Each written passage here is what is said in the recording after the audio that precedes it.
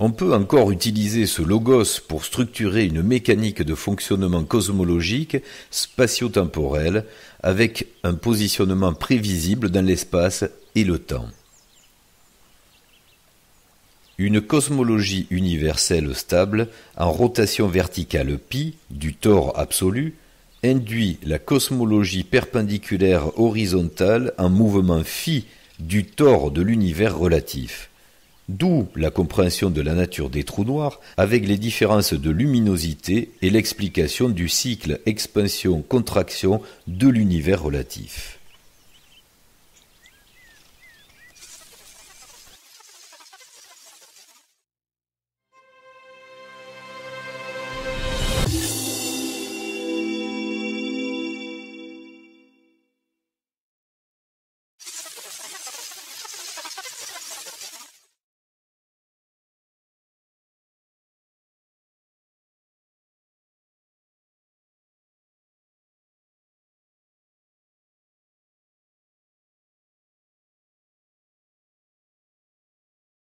Dans le cadre de la série Retour vers le soi-je, nous allons dans cet épisode 2 compléter le modèle que nous avons vu précédemment qui expliquait les champs de conscience avec la conscience elle-même qui donc a créé son propre environnement utopique et idéologique et l'avatar dans lequel elle va évoluer à l'intérieur donc de ce décor, on pourrait dire. Alors, il nous manquait quand même une idée principale, c'est celle de faire le parallèle, une espèce de calque entre ce modèle que nous avons proposé et celui que nous connaissons dans la réalité de la matière, on va dire. Il paraît assez indispensable de créer dans notre conscience une localisation, on pourrait même dire une géolocalisation dans l'espace de ce modèle de conscience que nous avons établi la dernière fois. Sinon, c'est vrai que c'est difficile à appréhender dans notre réalité. Voilà, c'était les bases. Alors c'était les bases de la création. D'ailleurs, on l'a mis dans un ordre chronologique. C'est pour ça qu'on a commencé par le plus inconnu de ce modèle, ce qui est difficile à vérifier. Et c'est là qu'en faisant le parallèle avec la réalité de notre matière ici même, nous allons pouvoir trouver une cohérence. Comme tu le disais la dernière fois, il faut trouver une cohérence avec ce que nous connaissons, ce que nous vivons ici même, sur notre planète, dans notre système solaire, dans la galaxie, dans le système spatial en général, puisque d'ici même on peut voir beaucoup plus facilement ce qui se passe dans une galaxie, puisque nous n'avons peut-être pas assez de recul pour connaître la nôtre. On a beaucoup plus de facilité à appréhender un système galactique extérieur. Donc c'est le lien que nous allons faire dans ce modèle-là. Alors avant d'attaquer le diaporama, comme la dernière fois, on va essayer d'intellectualiser ce support. Pourquoi on vous le présente? On a besoin de modèles. C'est un peu comme pour tout, quand on arrive quelque part, on a besoin de savoir où on se trouve, quel est notre environnement, est-ce qu'il y a une rivière pas loin pour aller boire, etc. Donc c'est à chaque fois là c'est pour ramener au ras des pâquerettes, mais bon, c'est pour faire comprendre que l'être humain a besoin dans sa conscience de se situer. On a besoin d'un plan de situation. Tout à fait. Et c'est ce que nous allons apporter dans ce modèle, donc un véritable plan de situation dans l'espace, dans la matière, et j'allais dire encore plus intéressant, peut-être pas forcément plus, mais très très intéressant aussi à la compréhension, un modèle du temps. Oui, c'est assez indissociable. Et on va voir que c'est absolument indissociable. Notre mode de fonctionnement. Comment fonctionne à travers l'espace cette immense horloge? Quelque part, c'est une horloge. Certains d'ailleurs peuvent l'utiliser en compréhension avec des influences cosmiques, comme par exemple en astrologie. Cette grande horloge, effectivement, donne des ouvertures de possibilités, des influences sur notre mental. Et ça, on pourrait le rapporter à ce qu'on pourrait appeler, nous, l'avancée du scénario. Puisqu'on est dans un scénario. Donc nous allons voir comment ça s'organise, tout ça. Nous allons voir comment ça marche, comment ça tourne. C'est une formalisation nécessaire pour se projeter dans un principe que nous allons donc vous présenter, vous proposer. Alors on a besoin en tant que moi-je, tout le temps, puisque là on est dans une conscience assez limitée, on l'a déjà expliqué la dernière fois, puisque cet anneau de conscience est pris dans un gros anneau beaucoup plus vaste, champ informatif, qui est l'anneau du soi-je. Et l'anneau du moi-je est beaucoup plus petit, et on va s'apercevoir que dans notre système spatial, il se joue exactement la même chose, le même principe, pour comprendre en physique mécanique, en fait, qu'est-ce qui se passe, et qu'est-ce que ce mécanisme engendre comme nécessité également pour régler la psychologie et comprendre même la métaphysique. Hein, tout ça, c'est lié. Hein, tout est lié. Ouais. C'est pour ça que c'est un petit peu dur à expliquer, c'est que à travers les plans ou les schémas, les dessins que nous allons amener, ça paraît beaucoup plus facile ensuite de le conscientiser. Pour vous donner un exemple réel, et là je m'adresse au côté féminin, bien que le côté masculin l'utilise beaucoup, c'est le miroir. Hein, parce que bon, on a beau ne pas se maquiller le matin, mais on regarde quand même quelle figure on a. Hein. Donc reportez-vous, imaginez-vous une époque où le miroir n'existait pas. C'était quand même difficile de savoir quelle tête on avait, donc à quoi on ressemblait. Donc c'est aussi dur de savoir les interactions qu'on va avoir avec le monde extérieur si on se connaît pas soi-même. Hein. On imagine cette époque-là quand même. Hein. Oui, puis de nos jours, très souvent, les personnes qui ont des problèmes avec le miroir, ça renvoie à d'autres types de problèmes aussi. C'est-à-dire que la vision de ce qu'ils sont n'est pas forcément conforme à la réalité. Voilà. Et si on élargit ce concept intellectuel, dites-vous bien que si vous n'avez pas de miroir de ce qu'est la Terre aujourd'hui et des joueurs qui sont à sa surface, vous ne pouvez pas non plus trop comprendre quelles sont les interactions avec le reste. Donc là, c'est exactement la même chose. On va à travers ce système de miroir cosmique, hein, c'est-à-dire pour se situer dans un système solaire, dans une galaxie, comprendre qui on est, qu'est-ce qu'on fait, comment ça fonctionne. Donc c'est un petit peu la même chose, c'est pour ça que je parlais de rapporter l'aspect cosmologique à l'aspect aussi psychologique, hein, de comprendre qui on est et qu'est-ce qu'on fait dans tout ça. Au passage, il faut rappeler quand même que pour donner des degrés de conscience entre le moi-je et le soi-je, que le moi-je, c'est un petit rappel aussi de choses qu'on avait déjà énoncées dans le premier épisode, le moi-je est vraiment une sous-conscience dans la physique limitée. Hein. On le rappelle à chaque fois parce que c'est important de le dire. Ici, nous sommes vraiment dans un logiciel très limité. Et on a essayé d'expliquer, on le redéveloppera encore plus tard, quel est le but de s'être perdu dans quelque chose de beaucoup plus limité de ce qu'on est à l'origine, puisque le soi-je, c'est justement la métaconscience et la métaphysique de l'infini. Alors qu'ici, nous sommes l'inverse, nous sommes dans la conscience de quelque chose de fini, dans une physique absolument finie, elle aussi, qui, on le verra, est totalement anthropique. Oui. Rien à voir avec les sunlight des tropiques. Hein. Ça fait moins rêver. Le monde anthropique, c'est quelque chose qui est difficile à gérer d'ailleurs au quotidien. Hein. Ah oui, complètement. Toi qui jardines beaucoup, tu voilà. peux en témoigner. Hein. Oui, c'est d'année en année, c'est pire. Quand il y a des mauvaises herbes, par exemple, c'est délicat. Voilà, il y a des phases où il y a des choses qui se développent et des fois il y a des choses qui meurent. Voilà. Ceux qui sont observateurs de la nature vont pouvoir vite comprendre ce dont on va parler.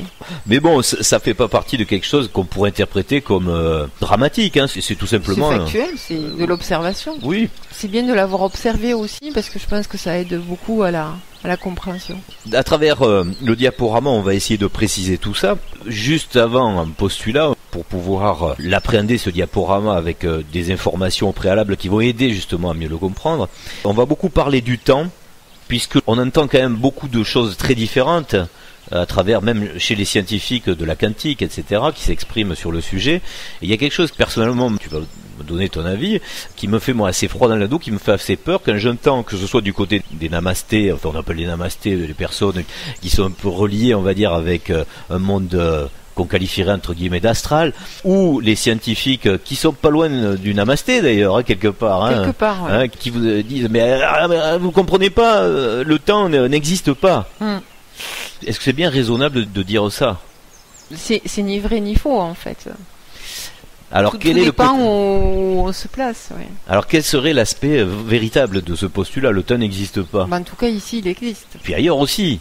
C'est ça le problème, c'est que dans la relativité des explications, que ce soit en quantique ou en spiritualité, le temps n'existe pas est une notion plutôt pour moi trompeuse, parce que on va le voir d'ailleurs dans les schémas qu'on va développer, on est fait du temps, il n'y a que du temps. On est fait de temps. Alors là où ils ont absolument raison de dire que le temps n'existe pas, mais justement c'est mal énoncé, d'ailleurs puisqu'ils vont pas au bout de l'explication, on peut peut-être douter de leur appréhension au problème, ou même peut-être de, j'allais pas dire de leur honnêteté, mais presque intellectuelle, c'est de se dire que si on dit ça, il faut aller jusqu'au bout. C'est-à-dire que ça ne concerne pas la mécanique ni de la matière, ni, on va dire, de l'horlogerie, mais ça concerne bien la conscience du moi-je et du soi-je. C'est-à-dire que ce qu'ils veulent dire par là, puisqu'ils n'ont jamais trop précisé, c'est que, et c'est peut-être une intuition juste, hein, qu'ils avancent comme ça, c'est que le moi-je, effectivement, lui, est régulé par le temps, ne serait-ce que parce qu'il est fini, il est mortel. Hein. Oui, tout à fait. Et le soi-je, comme il est infini, donc il est immortel et éternel, on pense à travers cette idée-là, donc qu'il n'y a pas de temps. Oui. Hein, c'est ça que ça veut dire. Oui. Or, mais il est fait de temps quand même. Et il est fait de temps quand même, voilà, parce que c'est important d'imaginer que lorsque vous êtes même dans un système qui n'est pas anthropique, qui est stabilisé, qui est donc utopique, idéal, si vous n'avez pas de cycle, donc si vous n'avez pas de temps, si vous n'avez pas un écoulement du film, il ne se passe rien. Même la matière est gelée, donc physiquement c'est pas cohérent. Il ne se passe rien quand il n'y a pas de temps. On est bien d'accord. Oui, oui. On pourrait faire un parallèle avec les métaux, d'ailleurs on va faire un peu d'alchimie intellectuelle au passage. Le monde du moi-je serait basé par exemple sur une idée du fer. Et le monde, l'univers du soi-je serait basé sur un métal or. Il y en a un qui est inaltérable et il y en a un qui va s'oxyder et qui va tomber dans l'entropie physique et chimique. C'est-à-dire qu'il va se décomposer et se détruire. Il faut bien le dire, il doit disparaître.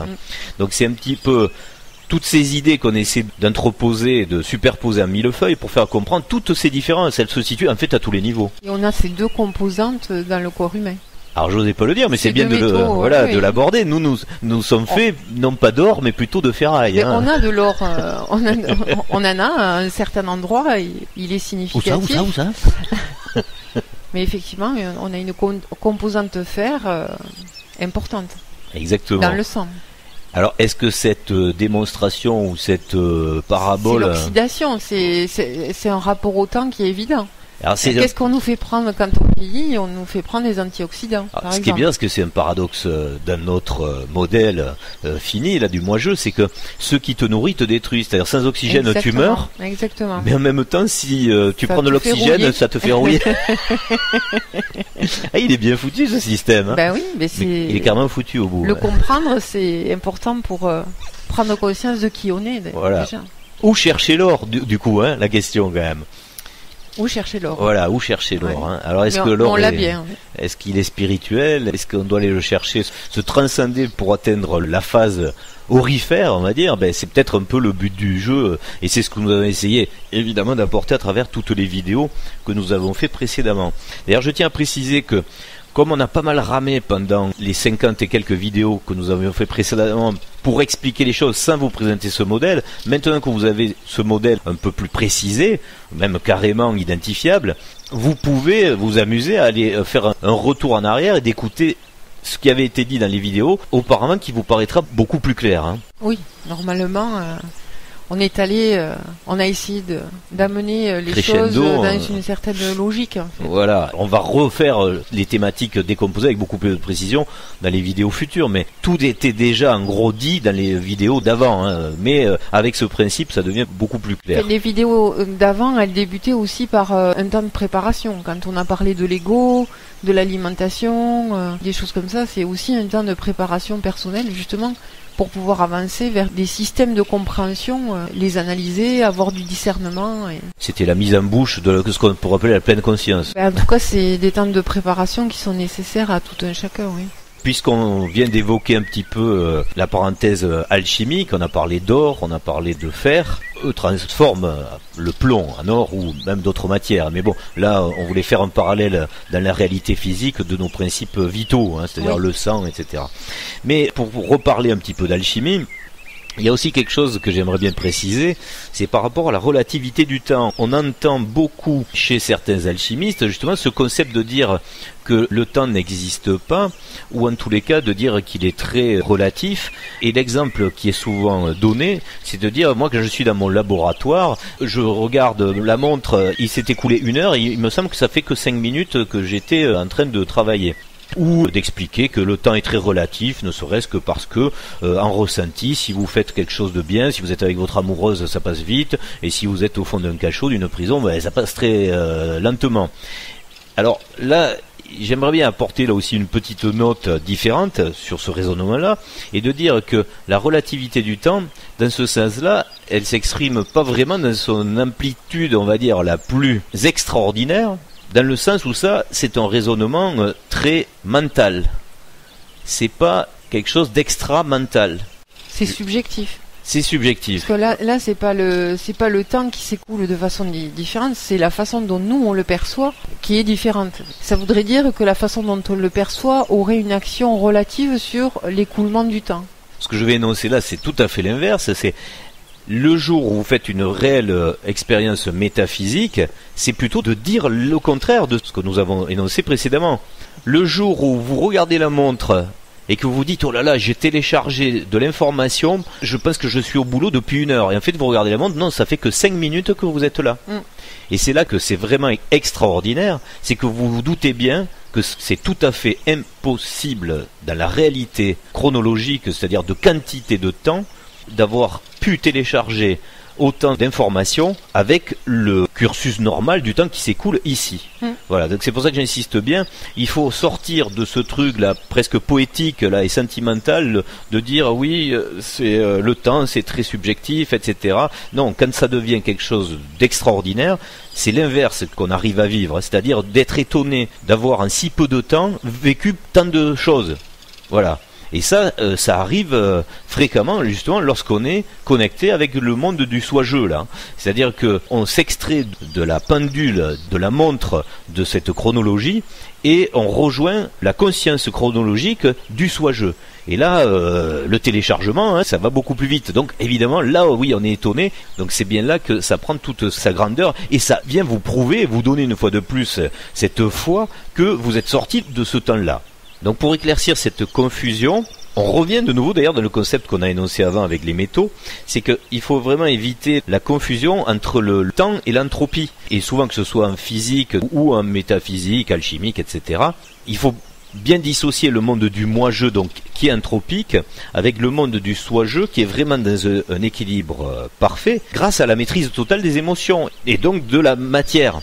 C'est bien là le concept qu'il faut saisir. Bon, le concept du moi-je, on le connaît bien. On voit bien qu'on est dans l'entropie totale. Ça, il n'y a pas besoin de faire une démonstration très éloquente. Il suffit d'être conscient où est-ce qu'on est là. Mais par contre, il faut faire un petit effort pour saisir le concept de l'univers du soi-je. Parce que imaginez comment peut fonctionner physiquement l'équilibre total avec la maîtrise absolue des émotions et la maîtrise donc de la matière, puisque ici on voit bien qu'on est à l'inverse, on ne maîtrise pas la matière.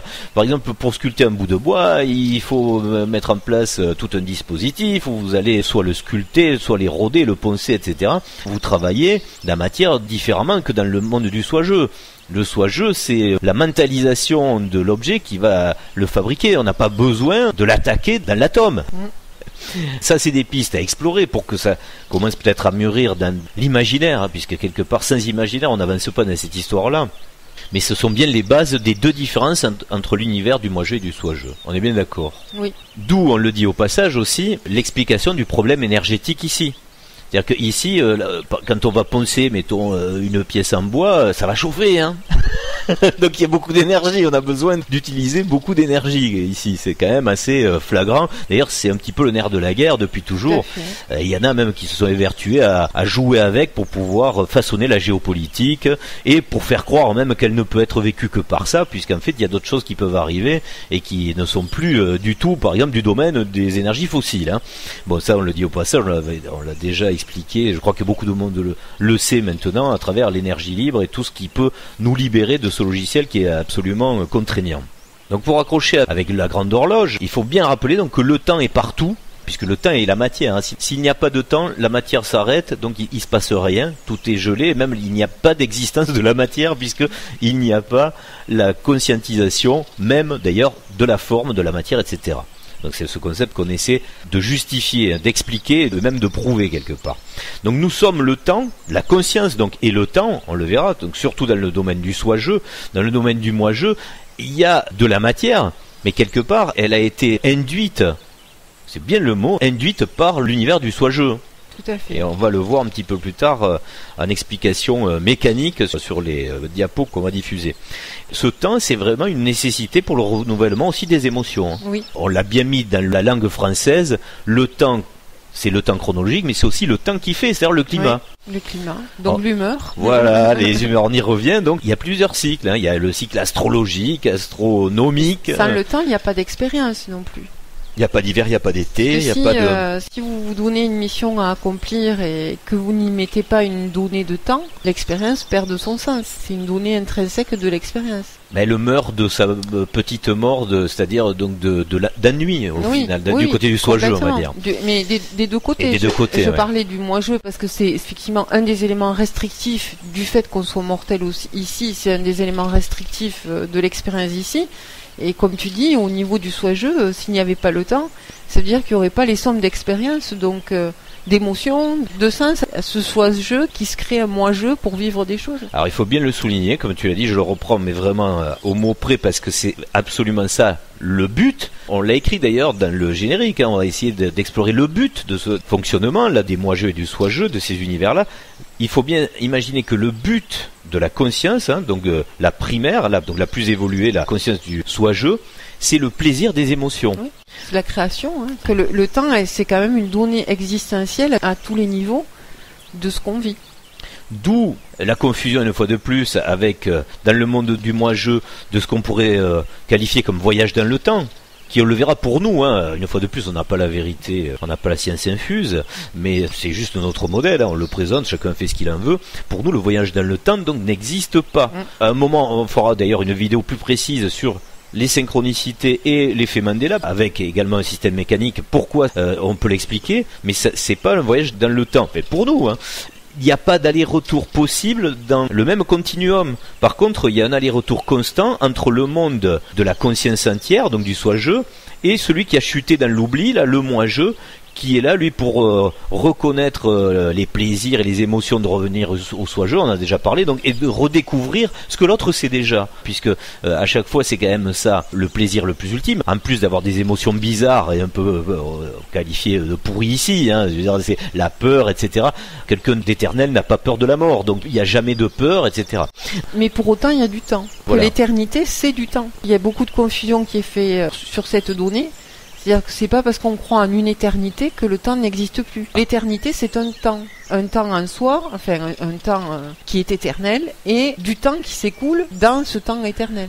Et c'est pour ça d'ailleurs que le soi-jeu a créé ce monde d'interaction pour se créer de nouvelles émotions et des nouveaux souvenirs de plaisir d'ailleurs. Et d'avoir aussi l'occasion d'avoir le plaisir de retourner au soi-jeu. Et ça, on va un peu plus le préciser dans le modèle, puisqu'on va parler de cette espèce d'inversion qui peut à un moment se réaliser entre le moi-jeu et le soi-jeu. Et les cycles. Et on rejoint l'intrication quantique à travers les cycles. Alors, puisqu'on a beaucoup de sujets à aborder une fois qu'on a ce modèle donc en place, une fois qu'on a intellectualisé tout ça, il faudra bien, on le dit au passage, mais là on n'aura pas le temps de le développer, mais on va essayer d'aborder ça très vite parce qu'on dirait que c'est vrai que c'est d'actualité, que ça pousse, ça va de plus en plus vite. Il faudra comprendre quelle serait la nature de différence de concepts d'extraterrestres qui pourraient nous rendre visite, parce que ça c'est quand même quelque chose qu'il va falloir identifier à un moment, et le modèle qu'on va proposer par rapport au spatio-temporel va aider aussi à le comprendre, mais là on va pas le développer, mais juste au passage pour dire que ce soit dans le scénario du Gog et Magog qui se poursuit actuellement au Moyen-Orient, auquel tout le monde terrien est attrait, faut bien le dire, ça, très peu de géopolitique de la télé l'identifie, mais c'est une réalité. Ah oui. Et ce qui se passe en ce moment là-bas, qui est réglé aussi d'ailleurs sur un espèce de calendrier chronologique, peut-être même astrologique, ceux qui surveillent tout ça ont pas forcément le même logiciel que nous qui avons un petit agenda où on sait que lundi il faut aller acheter le pain et mardi les cacahuètes, donc il y en a peut-être qui calculent autre chose sur leur agenda, et ce fameux scénario Gog et Magog c'est quand même accéléré dernièrement. Oui. On a vu des scènes, on peut le dire, d'ailleurs c'est une scène, avec un spectacle où on met en avant des espèces de démonstrations où on va justifier des actions futures pour quelque chose qui doit s'enclencher et qui doit amener à ce qu'on a déjà développé dans des vidéos antérieures sur l'eschatologie. Tout à fait. Si vous ne vous étiez pas intéressé à l'eschatologie, on rappelle qu'est-ce que c'est que l'eschatologie au passage. Donc c'est la connaissance des textes de fin des temps. Mais en fait fin des temps, on verra bien que c'est pas forcément la fin des temps, mais c'est la fin d'un temps. D'un temps, voilà, où on passe à autre chose. D'ailleurs, avec la situation de la mécanique géolocalisée de notre système solaire dans la galaxie, on va comprendre pourquoi il y aurait une raison de penser qu'effectivement il s'ouvre une période très particulière où le scénario prend des formes tout à fait accélérées, c'est ça. Voilà. Ouais. Ou pas qu'accéléré, même intriqué. Oui. Oui, donc il faut rappeler qu'il y a toujours quand même un risque à atteindre un sauveur, quelle que soit sa forme, hein, qu'il arrive en soucoupe ou autre chose. Hein. Oui, mais c'est global, hein, c'est dans la vie de tous les jours aussi. Il n'y a que chaque soi-jeu qui peut sauver le moi-jeu, hein, dans l'absolu. C'est le plus sûr. Hein. Le plus sûr, ouais. Ou le moins sûr si c'est pas le moment. Les autres, on les connaît pas. Qu'est-ce qu'on dit à un enfant quand il est petit? De pas suivre un inconnu. Oui. Et pourquoi nous on se connecterait ou on aurait confiance en quelqu'un qu'on connaît pas, voilà, moi le plus sûr c'est soi-même.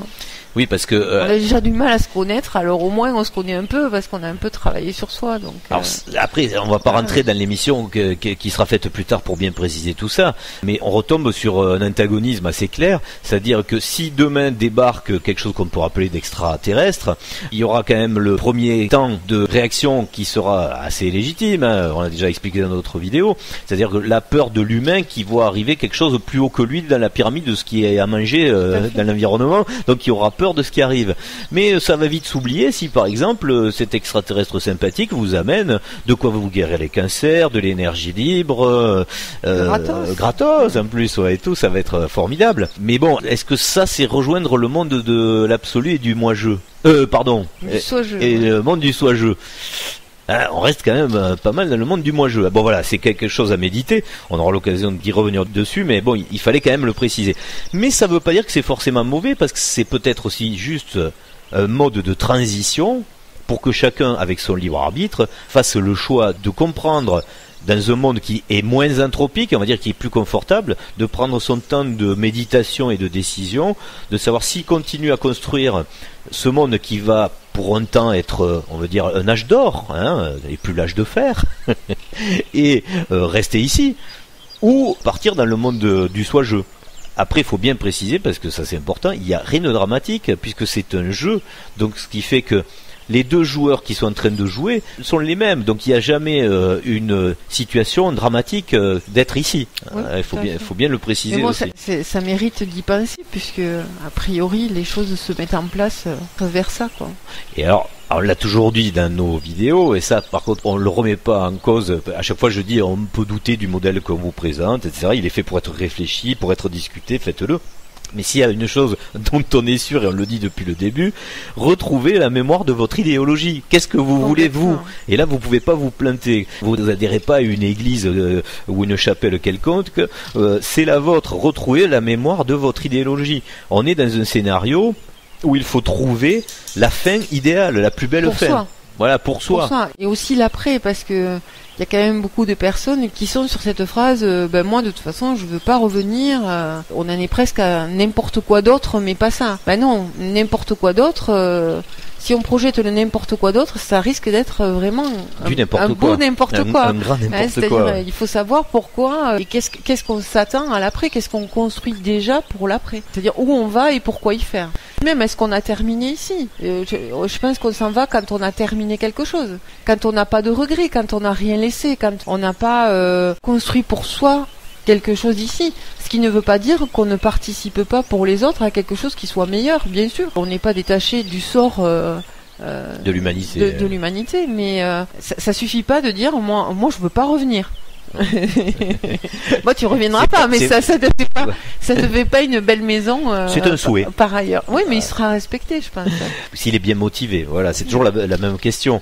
Mais il faut bien penser au passage dans cette histoire-là, ou bien intuiter, hein, puisque ça fait plus partie de l'intuition que de la pensée. Le monde de la pensée, c'est le monde du moi-je, qui en général ressasse que des contingences matérielles bassement difficiles à régler. Hein, faut bien le dire. Hein. Les règles d'ici sont anthropiques, donc vouloir y rester et le régler, c'est déjà se prendre pour un dieu de la matière quelque part. Soit on arrive dans cette espèce de transcendance à aborder le monde du soi-je et ne plus être dupe de ce qui se passe ici.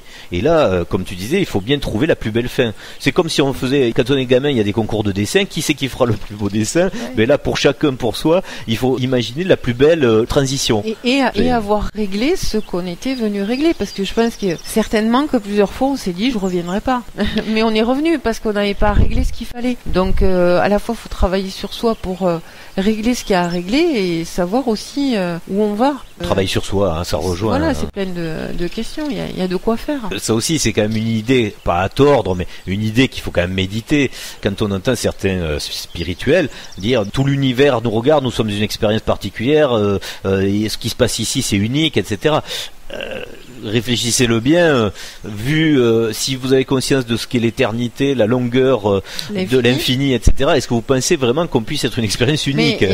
C'est un peu déjà égotique. Oui, puis il y a des scientifiques qui disaient qu'on était la seule planète habitée de l'univers. Oui, c'est pareil. Voilà, donc c'est la même chose. Par contre, là où certains ont raison, parce qu'ils précisent un petit peu plus, c'est dire que oui, le monde du soi-jeu qui correspond au nôtre, effectivement, doit être énormément en attente de ce qu'on fait ici. C'est sûr. Parce que va dépendre aussi le sien. C'est la fin du film.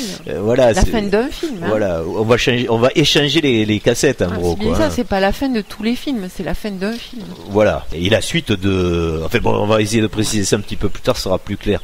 En tous les cas, ce qu'il faut quand même bien ancrer dans les idées avant de passer donc au diaporama, c'est que vraiment, cette notion du temps, elle est hyper importante. Et le temps existe, hein. Le temps, même dans l'absolu, il existe. Le temps et la vie, c'est vraiment la particule de conscience en mouvement constant qui crée ou qui lie l'information, donc c'est indispensable. Et elle peut pas s'arrêter, hein, cette particule de conscience. C'est comme un requin, hein, s'il s'arrête, il meurt. Tout à fait.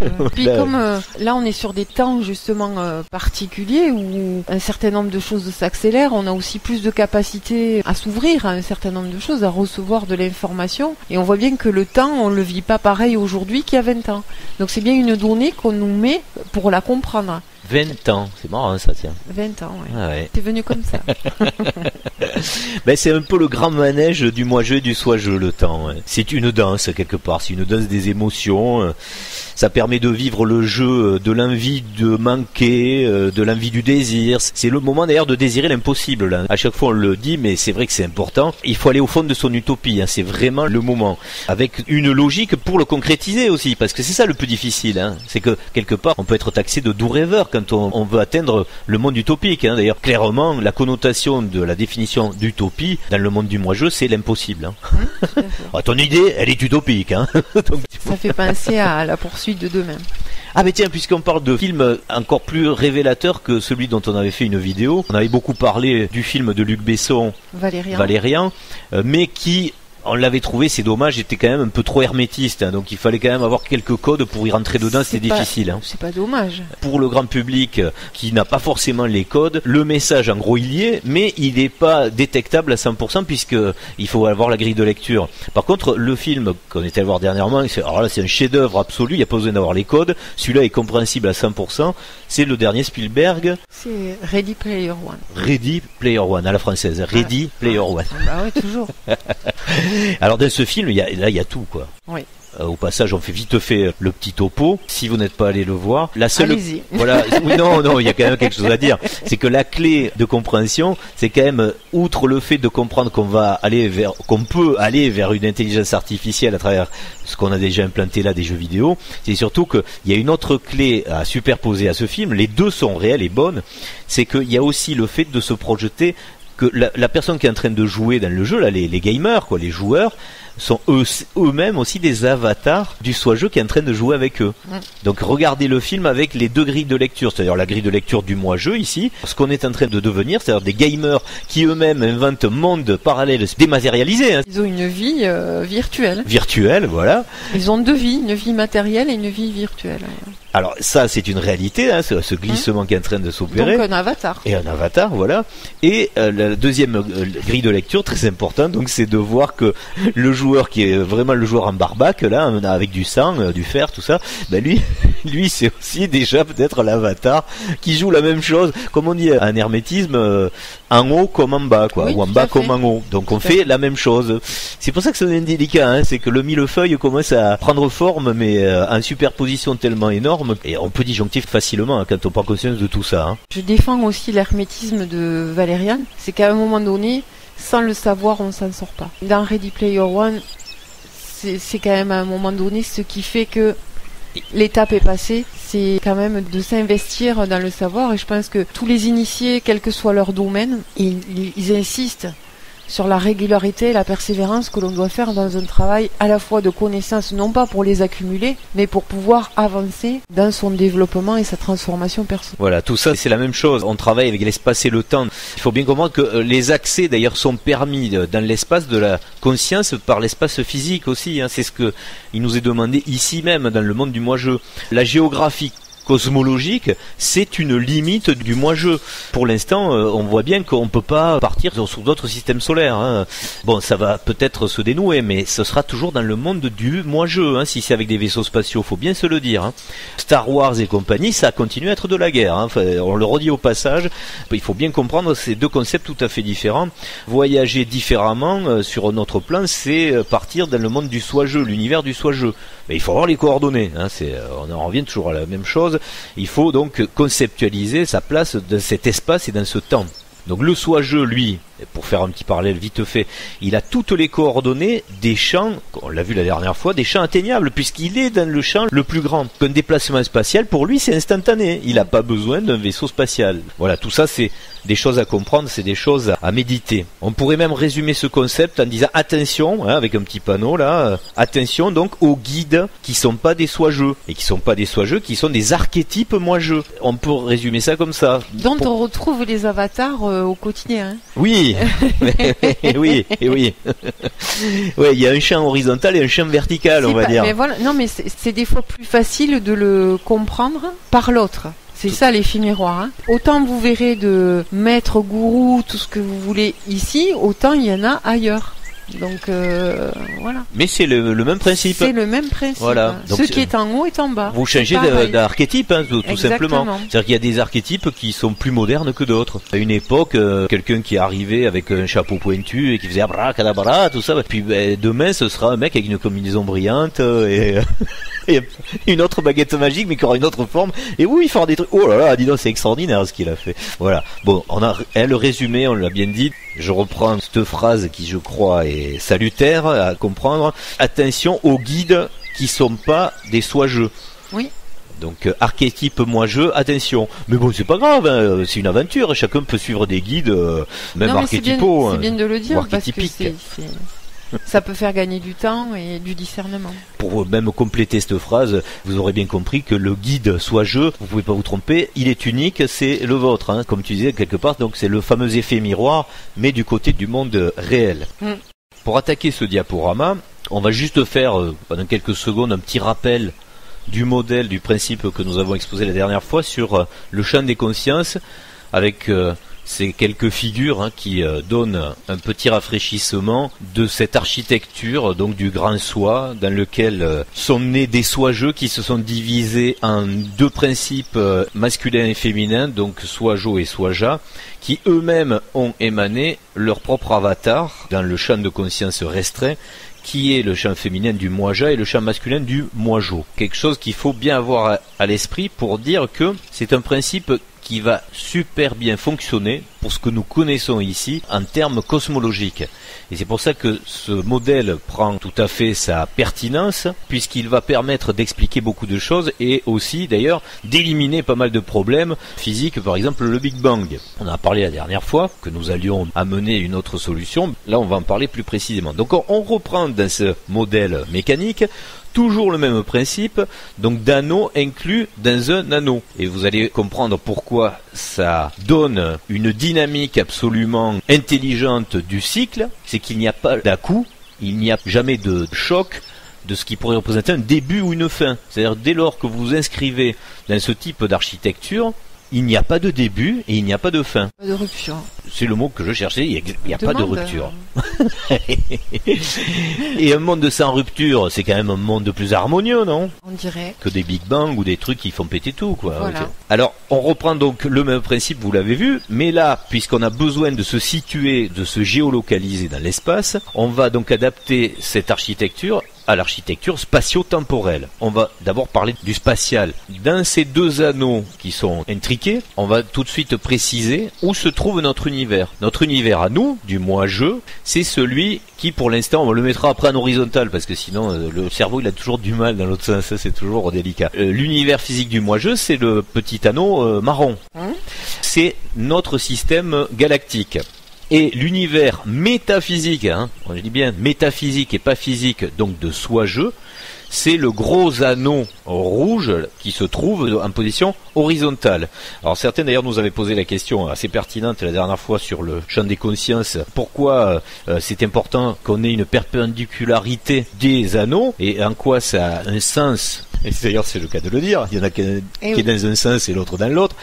C'est qu'on va le développer un petit peu plus tard. Les deux principes sont faits pour faire fonctionner, vous allez le voir, et c'est assez subtil, un mécanisme qui va être anthropique et l'autre qui sera stable. Et là, avec les figures, on va le voir beaucoup plus précisément. Donc notre univers du moi-je, on le précise un petit peu plus pour que ça puisse être bien représenté dans vos esprits, dans votre tête, que ça puisse prendre une forme absolument intelligible. À l'échelle donc galactique, vous avez un système solaire, il n'est pas à l'échelle, évidemment, vous l'aurez compris, c'est beaucoup plus gros, sinon on aurait mis un point tellement petit qu'on ne l'aurait pas vu, donc ça n'avait pas de sens. On a grossi l'échelle du système solaire, donc notre système solaire se balade sur l'anneau du moi-je qui est, pour l'instant, sur cette représentation verticale, et on a des systèmes solaires dans l'univers métaphysique du soi-je qui se baladent aussi sur l'anneau. Ça se passe pas à l'intérieur mais sur l'anneau. Faut bien préciser la physique mécanique de ce principe. Alors on va définir maintenant, et c'est là la subtilité, comment se déplacent ces systèmes solaires sur ces anneaux. Et on va démarrer par le plus difficile, mais vous verrez c'est quand même le plus logique, c'est-à-dire de parler d'un système cosmologique qui nous est absolument inconnu, c'est celui donc de la métaphysique, celui dans lequel nous sommes inclus, c'est le système cosmologique donc du soi-je. Alors un système solaire dans le modèle cosmique donc du soi-je se déplace absolument toujours régulièrement, verticalement. Ça c'est une vue de l'esprit, c'est difficile à dire parce que si on renverse l'anneau, il va être absolument horizontal. Mais on précise dans le sens radial, qui est absolument stable puisqu'il garde toujours son même rayon d'action. Ça c'est important de le prendre en... De le mémoriser. Voilà, de bien le mémoriser, de comprendre comment ça fonctionne. D'ailleurs sur la diapositive suivante, la petite animation, on voit bien les petits soleils qu'on a formalisés qui se déplacent dans cette fonction-là. Ils tournent au niveau radial par rapport au centre de l'anneau et ils se déplacent toujours dans ce sens-là. Et c'est là qu'on va voir en quoi il va influencer la partie intérieure de l'anneau où se trouve notre galaxie anneau, notre anneau, puisque celle-ci va se déplacer d'une façon très différente que vous connaissez déjà puisqu'elle est en forme de spirale. Mais là, ça va prendre tout son sens lorsqu'on formalise les traces des vecteurs. Donc là, on a bien précisé que cet univers est sur le modèle de déplacement pi, c'est-à-dire qu'il décrit constamment un cercle parfait avec un cycle et du temps. Là aussi, ça nous permet de le dire au passage. Tout à fait, oui. C'est une mécanique de déplacement, mais c'est aussi une mécanique du temps. Il y a une régularité dans le temps qui s'inscrit dans la régularité aussi de l'espace. Oui, il y a un cycle, il part d'un point, il va vers un autre et après il revient. Et il ne peut être que le même, puisque le diamètre est le même. Tout à fait. Ce qui explique pourquoi il y a une entropie et quelque chose qui est totalement différent dans notre univers à nous. On va le comprendre sur les diapositives suivantes. Mais là, pour l'instant, on termine avec ça. Lui, pour donner les vecteurs de force, il se déplace donc régulièrement sur une orbite, une trajectoire absolument circulaire et parfaite, et il tourne aussi sur lui-même, comme un système solaire classique. Ça, il n'y a pas de différence avec l'univers du moi-je. L'univers du soi-je a aussi un cycle interne à chaque système solaire, puisque on l'a dit, il faut absolument aussi, par nécessité, que ce soit dynamique ou psychologique, une obligation de cycle. Sinon, ça ne tient pas la route, ça ne tient pas debout. Et on passe à l'explication de l'induction. Donc qu'est-ce que ça va induire sur le principe du système solaire et des galaxies du moi-je?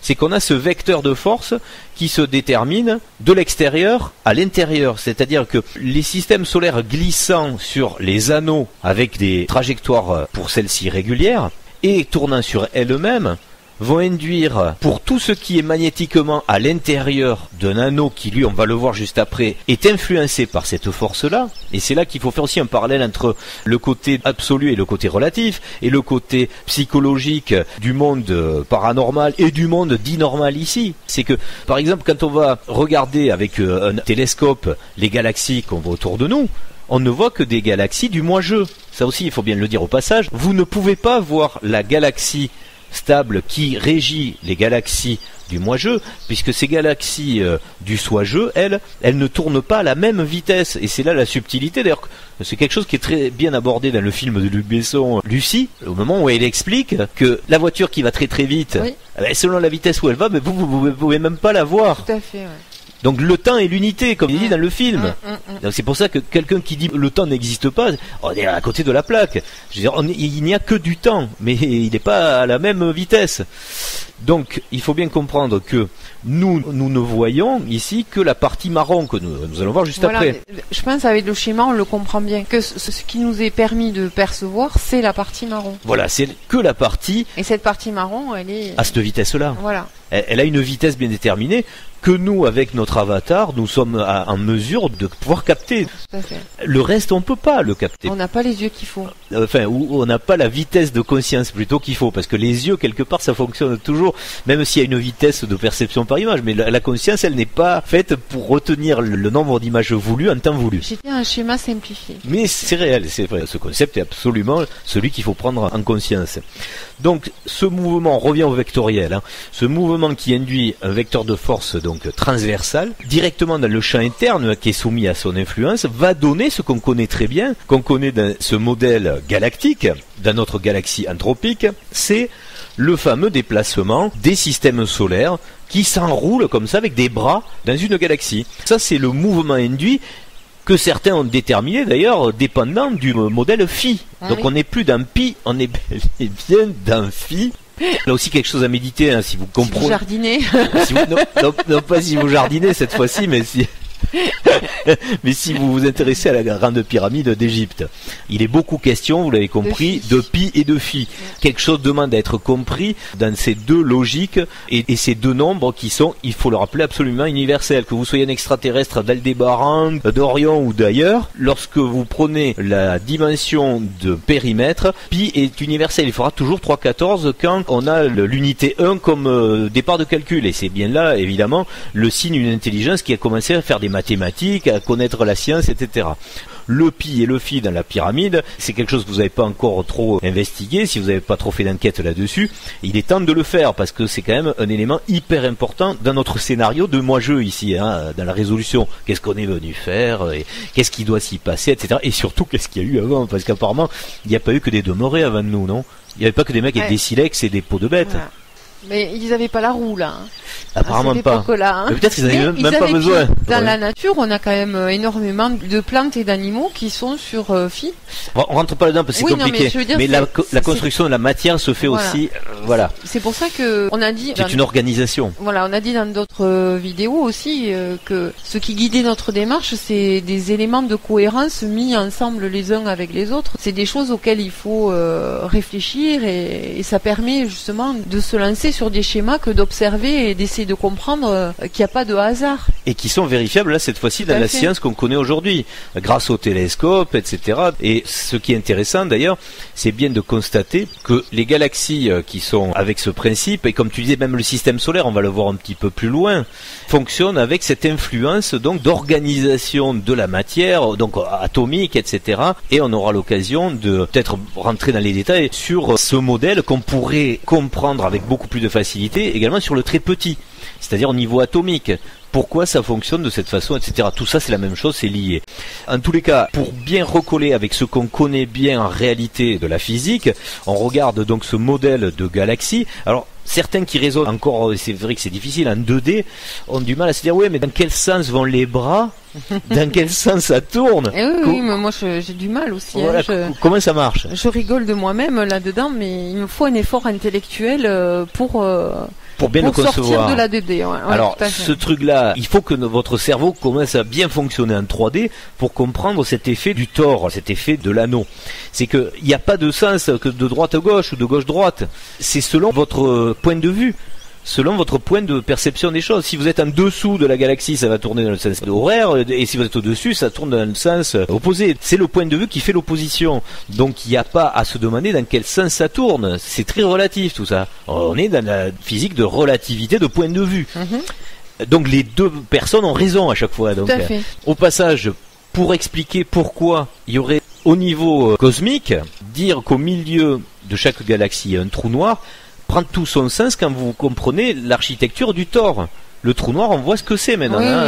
On peut mieux le comprendre. Ouais. De dire qu'il y a un effet de spaghettisation ou de non, mais c'est peut-être juste une illusion optique. Hein. C'est possible. Voilà, ça me fait toujours penser, c'est rigolo ce truc, quand les scientifiques parlent de spaghettisation, là, ça me fait penser au steak qu'on passerait, tu sais, dans une moulinette, et ça sort, un petit morceau dans le hachoir, voilà, et puis ça sort de l'autre côté, et ça y est, ton steak haché, il est prêt. C'est pas ragoûtant. Hein. Il faut être sérieux à un moment. Si un modèle est fait pour entretenir la vie et l'idée de quelque chose d'harmonieux, il n'y a pas de spaghettisation. Enfin, on fait pas du steak. Hein. Moi, c'est on rigole au passage comme ça parce que c'est marrant. On voit bien cette image-là, quoi.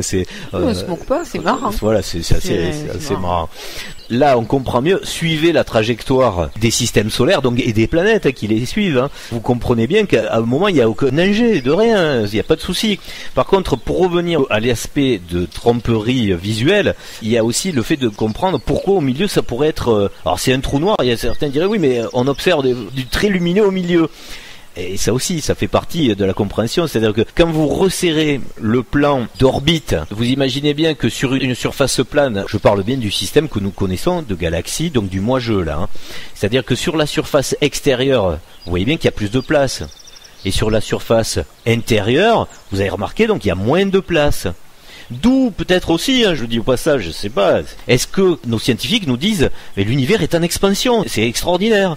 Il accélère, il gagne de la place, il y a de l'espace qui se crée entre. Vous comprenez comment ça peut s'expliquer là ou pas? Donc je recommence l'explication peut-être sous une autre forme pour que ça puisse être compris. Quand vous avez une quantité de points qui se baladent à l'intérieur de l'anneau, à l'intérieur du tore, vous comprendrez spatialement qu'il y a moins de place que dans la partie extérieure. Oui. Le périmètre de l'intérieur de l'anneau fait 300 milliards de kilomètres. Le périmètre extérieur va faire beaucoup plus. Oui. Voilà. Donc, tout dépend de là où on se situe dans l'anneau. Dans le cycle de cet anneau. Pour percevoir une idée d'espace, en fait. Et pour l'instant, les scientifiques nous disent l'univers est en expansion.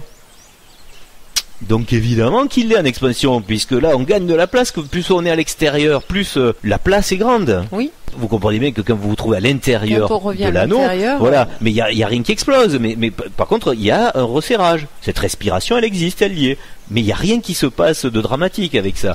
Par contre, au milieu, certains pourront y voir un trou noir où les choses disparaissent.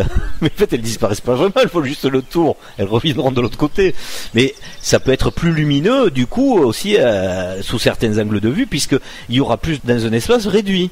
Donc plus de luminosité dans le centre. Voilà, tout ça pour expliquer que toutes les relativités, on va dire, des observations scientifiques pour l'instant restent très relatives. Hein. On est dans le monde du relatif, on est dans le moi-je, mais tout ça peut-être peut prendre un sens très différent et très très rationnel et très explicable avec, par exemple, ce principe. Hein. Si on l'adopte, ce principe, on a fait ce qu'on en veut. Si on ne veut, on l'adopte pas. C'est une piste de réflexion en tous les cas, chacun fait ce qu'il en veut. Alors, ce qui est important aussi, intéressant d'aborder, c'est le système plus zoomé, plus rapproché de ce qui se passe avec un système solaire qui est donc sur cet anneau. Vous avez remarqué que chaque fois c'est un système euclidien. On refait la genèse que vous connaissez bien, là aussi c'est de la science, c'est avéré, c'est reconnu, il n'y a pas de souci. La formation d'un système solaire, là tu sais ce que c'est, du gaz, de la poussière, voilà, de la poussière, voilà. Là aussi il n'y a pas de Big Bang, c'est quelque chose qui s'agrège, qui vient, là, qui petit à petit, c'est quelque chose qui arrive tranquillou on va dire. Et d'où ça vient ça? Peut-être du soijeux, hein, et enfin, c'est pas grave, on va pas rentrer dans les détails, mais certains auront déjà compris la mécanique de tout ça. Donc un soleil se crée, évidemment, il y a l'agrégation, les planètes, etc. Tout ça, ça tourne comme une horloge aussi, une fois de plus, hein, c'est extraordinaire. Et pour bien revenir à la compréhension de l'espace euclidien, pourquoi c'est euclidien en 2D? Parce que dans la partie torique, là, dans la partie de cette circonférence, comme vous occupez un espace hyper réduit par rapport à la grandeur du modèle de l'anneau, c'est comme si vous étiez à plat, tout simplement. Bon, après certains vont dire, ouais, mais sur le plan de l'écliptique, il y a des planètes qui sont pas sur le même plan et qui vont contrarier cette idée qu'on serait sur un plan en 2D. Il faut pas oublier que le système qu'on montre là avec ces anneaux, c'est un principe magnétique, donc qui s'inscrit sur un champ. Donc il y a une distance, on n'est pas en 2D à l'échelle à plat, voilà, comme nous on pourrait le voir sur un carrelage ou le sol. On est sur un plan qui a une certaine dimension, donc une certaine épaisseur on va dire. Il faut bien comprendre donc que tout ça, ça glisse là-dessus magnétiquement et que ça prend de la place aussi quelquefois. Alors pourquoi il y aurait des planètes qui tournent parfaitement sur le plan de l'écliptique et d'autres qui ne le sont pas? C'est une idée intéressante à creuser. Ouais, voilà, parce que ça veut dire que peut-être elles réagissent pas comme les autres. Hein, donc il y a des questions à se poser. On n'est pas là pour ça. On poursuit le modèle de compréhension, on revient avec le niveau général, qu'on a remis notre galaxie là dans ce sens, c'est perturbant je sais, mais bon c'est pas grave, hein, j'espère que vous y ferez. Donc notre galaxie est dans le sens vertical, ce qui fait tourner tout ça, hein, que ce soit au niveau de la conscience et au niveau de la matière, c'est la vraie galaxie, on va dire, celle qui gère le tout, c'est celle qui n'est pas anthropique, qui est en état stabilisé, et c'est celle du soi-je. On remet donc les flèches du sens, vous comprenez bien comment ça tourne tout ça. Donc regardez-le bien, on vous laisse le conscientiser. Hein, donc le modèle rouge du soi-je avec des galaxies qui tournent dans le sens régulier d'un axe qui est au centre du tore, donc qui est pi. Donc c'est régulier, ça tourne correctement, c'est une mécanique qui tourne également sur elle-même, et qui donc magnétiquement induit le mouvement de l'anneau galactique qu'on connaît bien nous, qui est marron là, qui est formalisé avec son sens de rotation qui lui est anthropique puisqu'il suit le diamètre extérieur puis intérieur, intérieur puis extérieur, etc. Ça me fait de l'anneau du moi-je. Donc une fois que vous avez bien acquis en conscience ce principe mécanique, et qu'il n'est pas donc absurde de le penser, que ce soit le bon principe, hein, puisque à travers tout ce qu'on a évoqué, on a essayé quand même de donner des pistes de preuve que c'est même constatable de par chez nous, on va dire, dans notre région cosmique.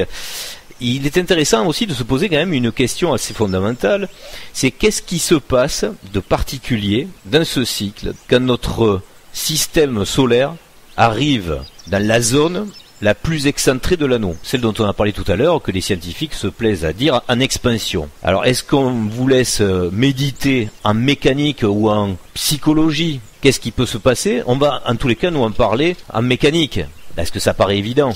C'est le seul moment dans ce mécanisme des rotations et de géolocalisation, c'est le seul moment où la matière même, représentée donc dans un système physique, va venir se frotter de près à l'anneau métaphysique qu'on vient de décrire stable et invisible pour nous, dont on a expliqué l'intrication des deux anneaux un dans l'autre. Suivez avec votre doigt, parce que là c'est vrai que c'est que des mots, c'est difficile à dire, mais là on a la représentation du système solaire toujours avec le même symbole, là du petit point noir et blanc. Suivez avec la courbe phi un système solaire qui sort de l'anneau et qui se dirige petit à petit vers l'extérieur, vers donc cette espèce d'équateur externe. Mais il n'y a qu'un moment où il va arriver à la peau de l'autre, c'est-à-dire à l'anneau qui le contient. C'est le moment pile poil où il est donc à la surface la plus longue, c'est-à-dire le périmètre le plus grand du tore. Est-ce que ça se comprend? Oui, ça se comprend, oui. Voilà. Donc ça c'est important de le comprendre. Dans le cycle, donc il se passe bien quelque chose de particulier, d'original, on va dire, pour apporter un peu d'ordre dans l'histoire, c'est que cette géolocalisation, à cet instant, dans la roue du temps bien précise, c'est une plage de temps où il se passe quelque chose de particulier. Voilà. Bon, alors là, on a évoqué l'aspect mécanique, l'aspect astronomique de la chose. Et après, il faut regarder un aspect de conscience humain. Qu'est-ce qui peut se passer, donc? Peut-être on peut le laisser à loisir de chacun de le réfléchir. Oui, tout à fait. Oui. Bon, on peut juste dire quand même une chose, c'est que ça induit quand même dans la réflexion le fait de dire que le moi-je et le soi-je n'ont jamais été aussi proches. Tout à fait. Quand on parle d'influence... Et de communication, peut-être, d'interaction. Est-ce que c'est pas plus facile d'écouter à nouveau son soi-je? En tout cas, on peut y réfléchir en fonction de tout ce qu'on peut voir, entendre aujourd'hui et expérimenter soi-même. On peut quand même bien dire que tout ceci c'est bien réglé par rapport au temps, hein, on revient à ce qu'on disait au début de cette vidéo. Ce modèle mécanique, il est spatial, mais il permet aussi surtout de comprendre qu'est-ce qui se passe dans cette mécanique du temps et pourquoi elle ne peut pas s'arrêter justement.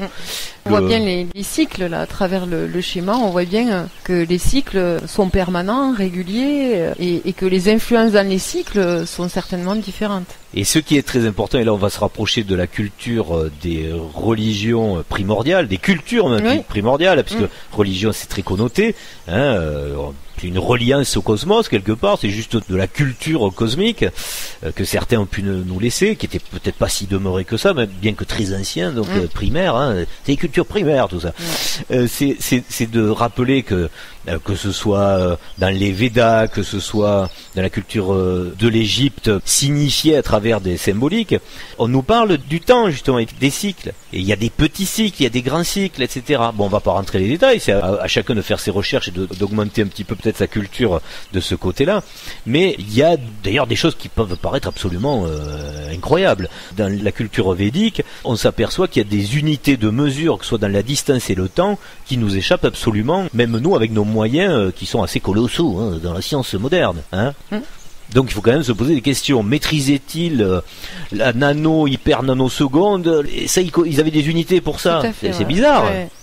Donc vous comprenez bien que quand on a ces deux modèles pour le formaliser en tête, quand vous avez en tête aussi ce dont on a abordé tout à l'heure, le fait de la vitesse qui est pas la même, du champ extérieur, donc de ce champ qui est aussi, il faut le rappeler, quand même un champ de conscience, parce que revenons à ce qu'on a exposé à l'épisode premier, tout ça vous pouvez le considérer comme de la cosmologie, de la matière, c'est ok, mais sur un autre plan de conscience, il faudra peut-être commencer à le considérer comme de la conscience justement.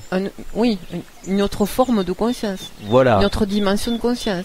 Parce que si la donnée temps n'est pas la même, ça veut dire que les autres données ne sont pas les mêmes non plus. C'est encore une fois un point de vue relatif de perception. Qui expliquerait que peut-être des civilisations anciennes aient pu nous laisser des choses qu'on ne comprend pas. Tout à fait. C'est une donnée possible.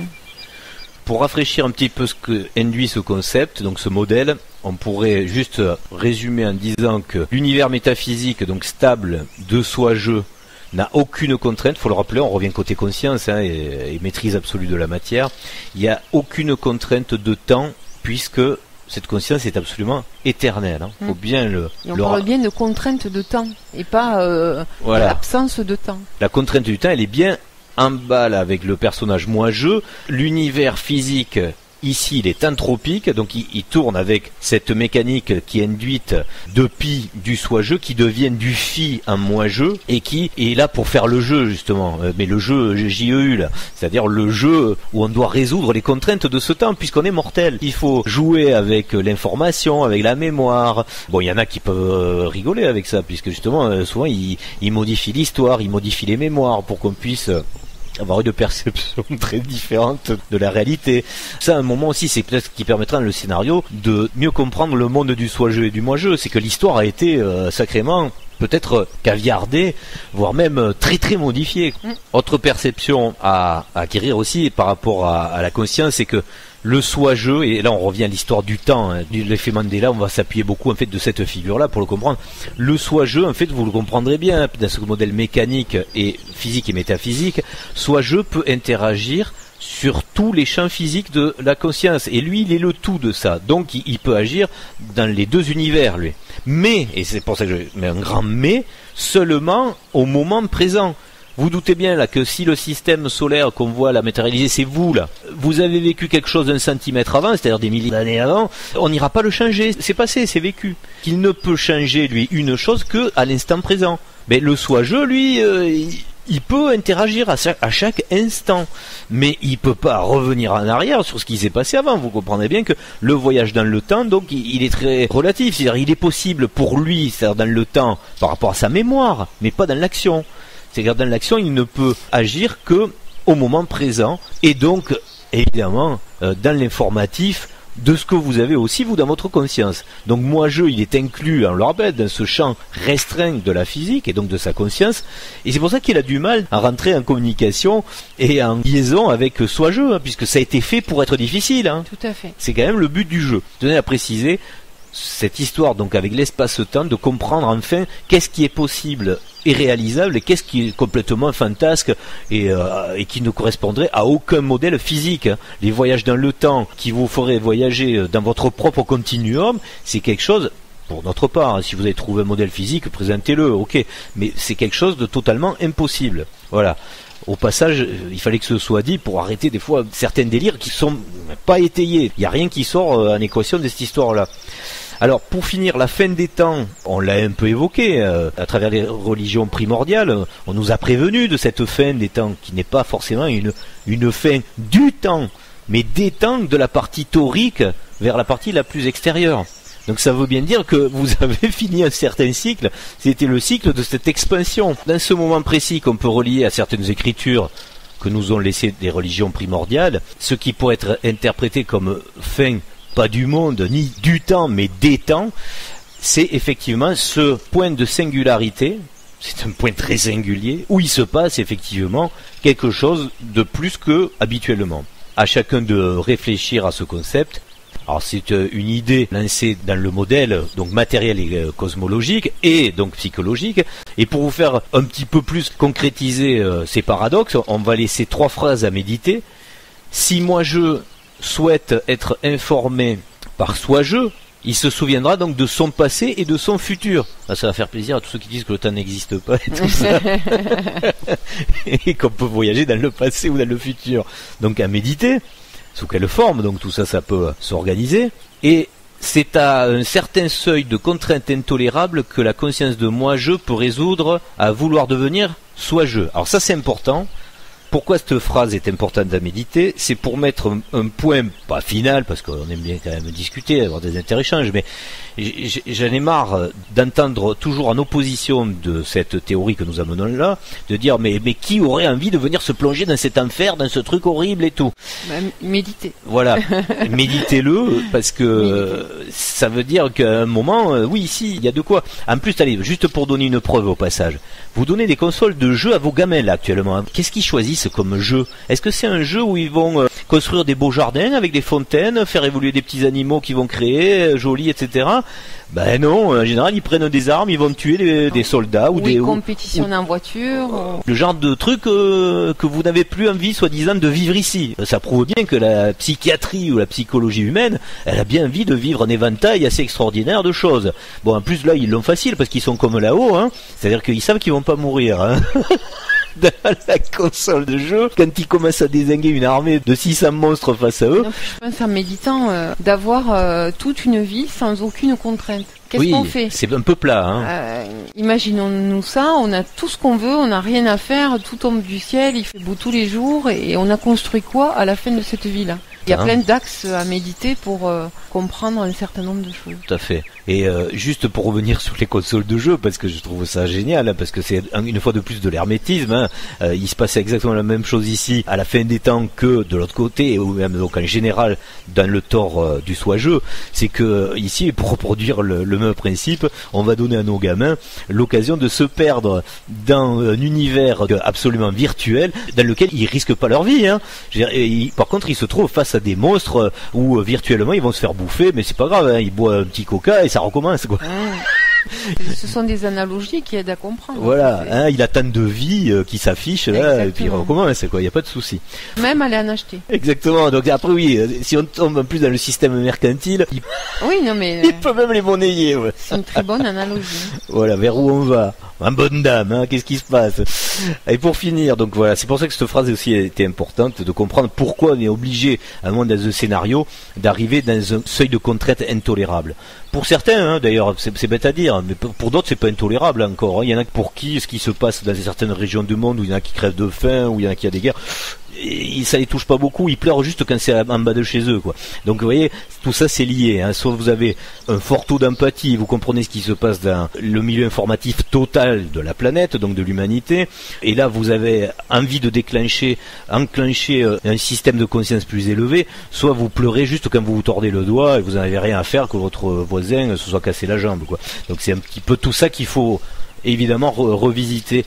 La dernière phrase pour terminer: si moi je trouve les bonnes raisons à ce que soi-je veuille bien devenir moi-je, n'est-il pas déjà dans le raisonnement de soi-je? Voilà. Alors, ça aide à consolider qu'on a bien compris le deuxième point. Voilà, c'est vrai. On s'étendra pas plus parce que... Si, il y a un truc qui est pas cohérent entre le 2 et le 3, c'est qu'il faut creuser encore. Et oui, alors après, juste pour se quitter, pour terminer la deuxième phase de la pièce, donc le moi-je, c'est la bataille d'un identitaire d'avatar, donc terrien, enfin pour l'instant, mais il faut pas oublier que quand même, il existe aussi l'univers du soi-je, qui est une véritable culture amoureuse du fondamental et de l'absolu. Donc tout dépend si vous voulez vous situer dans cet univers ou l'autre. Et c'est un choix constant en fait.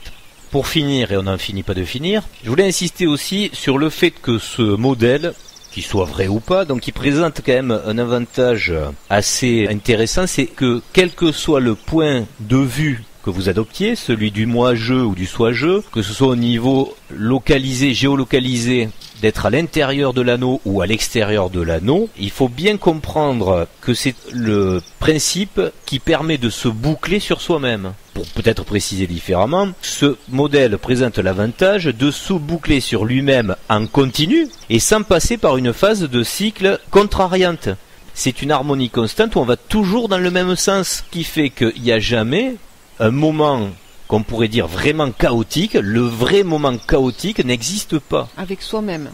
Et même dans le modèle mécanique, c'est-à-dire dans le modèle physique de la matière. Voilà. Oui, tout à fait. Ouais. Comme tu l'as dit, a fortiori évidemment, avec soi-même, puisque c'est soi-même qui crée tout ça. Il n'y a pas de Big Bang, il n'y a pas de Big Crush. Ce système, il s'implique et il imbrique une explication d'une mécanique stable et continue, qui produit une mécanique anthropique continue.